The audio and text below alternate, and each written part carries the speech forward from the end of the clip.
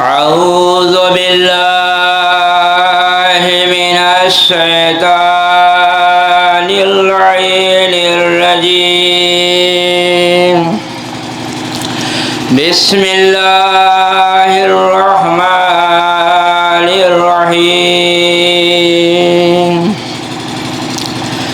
إن أول بيت وضع للناس للذي ببكة مباركا وهدى للعالمين.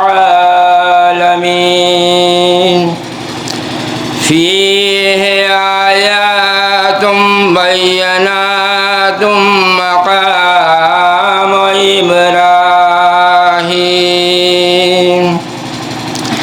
ومن دخله كان آمنا ولله على الناس حج البيت من استطاع إليه سبيلا ومن كفر فإن الله غني عن العالمين. صدق الله العلي العظيم. نعرہ صلوات اللہم صلی اللہ علیہ محمد. حاضرین محفل سلام علیکم. سماعت فرمائے حضرات، حج سے متعلق کہ حج میں میزبان خدا اور مہمان بندے ہوتے ہیں. حج کا سفر الہی سفر ہوتا ہے. اتنی بڑی توفیق زندگی میں شاید ہی دوبارہ نصیب ہو.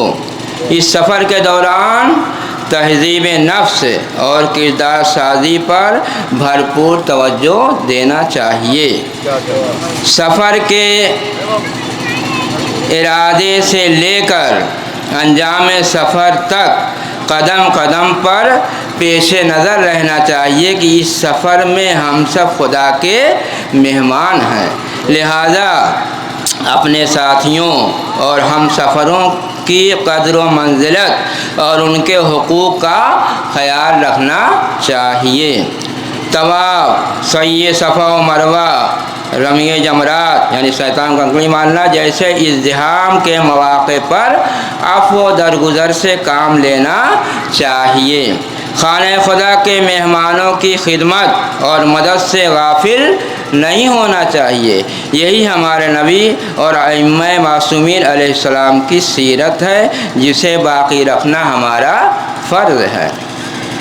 اور فرمائیں کہ ہمارے آخری نبی حضرت محمد مصطفیٰ صلی اللہ علیہ وسلم اللہم صلی علی محمد و آل محمد.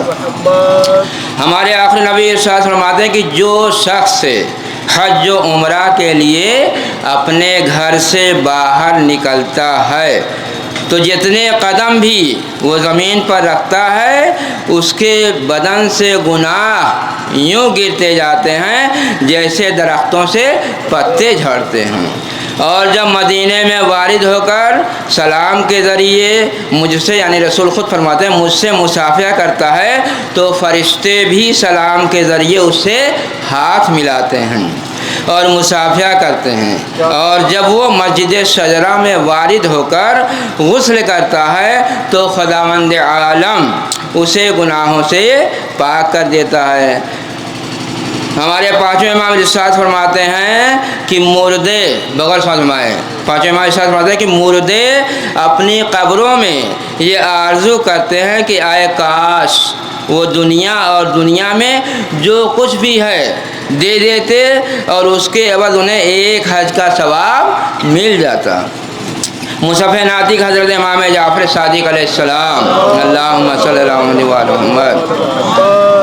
ہمارے چھٹے امام ارشاد فرماتے ہیں کہ جس وقت جناب موسیٰ علیہ السلام نے حج کے اعمال انجام دیے تو جبرائیل امین ان پر نازل ہوئے. جناب موسیٰ نے ان سے پوچھا اے جبرائیل جو شخص اس گھر کا حج سچی نیت اور پاک خرچ سے بجا لائے اس کی جزا کیا مقرر ہوئی ہے؟ تو جبرائیل امین کچھ جواب دیے بغیر خداوند عالم کی بارگاہ میں واپس گئے اور اس کا جواب دریافت کیا تو خداوند عالم نے ان پر وحی کی اور فرمایا موسیٰ سے کہو کہ میں ایسے شخص کو ملکوت اعلیٰ میں پیغمبروں، صدیقوں، شہداء اور صالحین کا ہم نشین قرار دوں گا اور وہ بہترین رفیق اور دوست میں سے ہوگا۔ نعرہ صلوات۔ اور کچھ تھوڑا نہیں تھوڑا اور کچھ پڑھ دے اس کے بارے میں، جب کہیے گا بند کر دیں۔ ارے نہیں بہت زیادہ بھی نہیں پڑھنا، ایک بار اور نعرہ صلوات پڑھیں حضرات۔ اللہم صلی اللہ علیہ وآلہ محمد۔ ہمارے چوتھے امام ارشاد فرماتے ہیں کہ جو شخص سے مکہ میں ایک قرآن ختم کرے وہ نہیں مرے گا مگر یہ کہ رسول خدا کی زیارت کرے گا اور جنت میں اپنا گھر دیکھ لے گا۔ اور پانچویں امام ارشاد فرماتے ہیں کہ جو شخص سے مکہ میں ایک جمعہ سے دوسرے جمعہ تک یا اس سے کم یا زیادہ مدت میں ایک قرآن ختم کرے اور جمعہ کے دن ختم ہو تو اس کے نامہ اعمال میں پہلے جمعہ سے آخری جمعہ تک دنیا میں ہونے والی ساری نیکیاں لکھ دی جائیں گی، اور اگر دوسرے ایام میں قرآن پورا کرے تب بھی اسی طرح کا اجر ہے۔ مصحف ناطق حضرت امام جعفر صادق علیہ السلام، اللہم صلی اللہ علیہ وسلم۔ ہمارے چھٹے امام ارشاد فرماتے ہیں کہ مکہ اللہ تعالیٰ کا، اس کے رسول کا اور حضرت امیر المومنین علیہ السلام کا حرم ہے۔ اس کے اندر ایک نماز 1,00,000 نماز کے مانند ہے، اور ایک درہم خیرات 1,00,000 درہم خیرات کرنے کے مانند ہے۔ اور مدینہ بھی اللہ کا، اس کے رسول کا اور امیر المومنین علیہ السلام کا حرم ہے۔ اس کے اندر ایک نماز 10,000 نمازوں کے مانند، اور ایک درہم خیرات کرنا 10,000 درہم خیرات کرنے کے مانند ہے۔ غالب کل غالب حضرت علی بن ابی طالب علیہ السلام، اللہم صلی اللہ علیہ وسلم۔ ہمارے مولا فرماتے ہیں کہ دنیا میں جنت کے 4 قصر ہیں۔ وہ 4 قصر کون ہیں؟ فرمائے جنت کے، پہلا ہے مسجد الحرام، دوسرا مسجد الرسول، تیسرا مسجد بیت المقدس، چوتھا مسجد کوفہ۔ رسول خدا نے فرمایا روئے زمین پر سب سے زیادہ مکرم و محترم گھر 4 ہیں۔ وہ 4 گھر کون ہیں؟ پہلا ہے خانہ کعبہ، دوسرا بیت المقدس، تیسرا وہ گھر جس میں تلاوت قرآن کی جائے، اور چوتھے مسجدیں۔ پھر فرمایا حجر اسود زمین پر اللہ کا ہاتھ ہے جس کے ذریعے وہ اپنے بندوں سے مصافحہ کرتا ہے۔ پھر فرماتے ہیں کہ حجر اسود روئے زمین پر خدا کا ہاتھ ہے، جس نے اپنا ہاتھ حجر اسود سے مس کیا گویا اس نے خدا کے ہاتھ پر بیعت کی ہے کہ اب اس کی نافرمانی نہیں کرے گا۔ چھٹے امام ارشاد فرماتے ہیں کہ رکن یمانی جنت کے دروازوں میں سے ایک دروازہ ہے، جس روز سے اللہ نے اسے کھولا ہے کبھی بند نہیں کیا ہے۔ پھر فرماتے ہیں کہ رکن یمانی ہم اہل بیت علیہ السلام کا در ہے جس کے ذریعے ہم وارد بہشت ہوں گے۔ امام جب بھی رکن یمانی کے پاس، یعنی چھٹے امام جب بھی رکن یمانی کے پاس گزرتے تھے تو فرماتے تھے اس جگہ پر ایک فرشتہ، بغیر سوال فرمائے کہ اس جگہ پر ایک فرشتہ موکل ہے جس کو زمین کے تمام باشندوں کو قوت سماعت کے برابر آواز سننے کی طاقت دے دی گئی ہے۔ جو بھی یہاں پہنچ کر، یعنی رکن یمانی کے پاس پہنچ کر رسول خدا پر درود بھیجتا ہے، یہ فرشتہ اس درود کو رسول خدا تک پہنچاتا ہے۔ اور فرمائے کہ مولا علیہ السلام فرماتے ہیں کہ جب تم حج بیت اللہ کے لیے جاؤ تو کعبے پر زیادہ سے زیادہ نظریں جماؤ، اس لیے کہ خانہ کعبہ کے پاس اللہ کی رحمت کا 120 حصہ ہے، 60 حصہ طواف کرنے والوں کے لیے، 40 حصہ نماز گزاروں کے لیے، اور 20 حصہ اس پر نظر کرنے والوں کے لیے۔ پھر فرماتے ہیں چھٹے امام کہ جو شخص خانہ کعبہ پر نظر کرے تو اس کے نامہ اعمال میں مسلسل نیکی لکھی جاتی رہے گی اور گناہ مٹتے رہیں گے یہاں تک کہ اپنی نظر پھیر دے۔ پھر فرماتے ہیں کہ خانہ کعبہ پر نظر کرنے والے کے لیے سب سے کم اجر و جزا یہ ہے کہ اللہ اس کو ہر نظر پر ایک نیکی دیتا ہے اور ایک گناہ محو کرتا ہے اور ایک درجہ بلند کرتا ہے۔ پھر امام فرماتے ہیں کہ جو شخص حج واجبی بجا لاتا ہے، اس کو بغیر سمجھ ہمارے چھٹے امام فرماتے ہیں کہ جو شخص حج واجبی بجا لاتا ہے گویا وہ اپنی گردن سے آتش جہنم کی ایک گرہ کو کھول کر پھینک دیتا ہے۔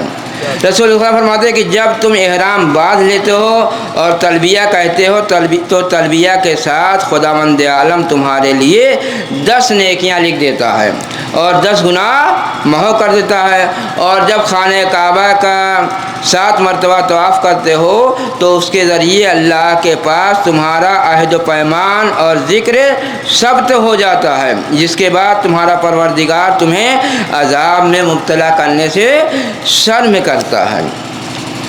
اور جب مقام ابراہیم کے پاس 2 رکعت نماز ادا کرتے ہو تو خدا ان 2 رکعتوں کے بدلے میں 2000 مقبول رکعت کا ثواب لکھ دیتا ہے۔